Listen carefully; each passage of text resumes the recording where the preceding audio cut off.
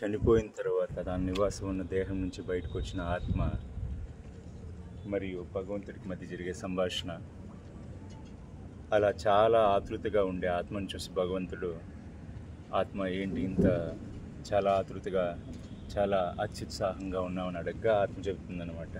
ఇంకెందుకంటే చాలా వ్యధలు రొదలు, చాలా కష్టాలు నష్టాలు అనుభవించి ఎప్పుడెప్పుడు ఈ బంధం నుంచి, ఈ పాశాల నుంచి విముక్తున్నాయి, స్వర్గము యొక్క ద్వారం చేరతానా అని చెప్పేసి చాలా ఆతృతగా ఉన్నానని చెప్పి అనగానే భగవంతుడు, స్వర్గమా, ఓకే, నీకు నేను అయితే భూమినిచ్చాను, భూమిపైన జంతుజాలను ఇచ్చాను, నువ్వు ఆనందించడానికి నీకు గాలిని ఇవ్వడానికి చెట్లనిచ్చాను, అద్భుతమైనటువంటి ప్రదేశాలను ఇచ్చాను, అద్భుతమైనటువంటి కొండలనిచ్చాను, అంతెందుకు నువ్వు తినడానికి పొలాలు, తాగడానికి నీరు, ఉండడానికి ఇల్లు, తిరగడానికి సమాజం, కట్టడానికి బట్ట, ప్రతి ఒక్కటి ఇచ్చాను.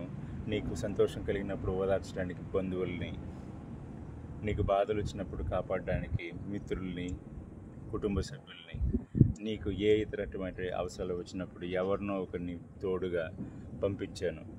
నీకు కావలసినటివి నీ ఆనందాన్ని వెతుక్కోవడానికి సరిపడినటువంటి ప్రతి ఒక్క అంశాన్ని నేను భూమి మీద పెట్టి దాన్నే స్వర్గం అని ఒక విధంగా వర్ణించి నీ కోసం తయారు చేసి పెడితే, నువ్వేమో ఇప్పుడు అక్కడి నుంచి బయటకు వచ్చి నేను స్వర్గం గురించి వెళ్ళాలనుకుంటున్నావు.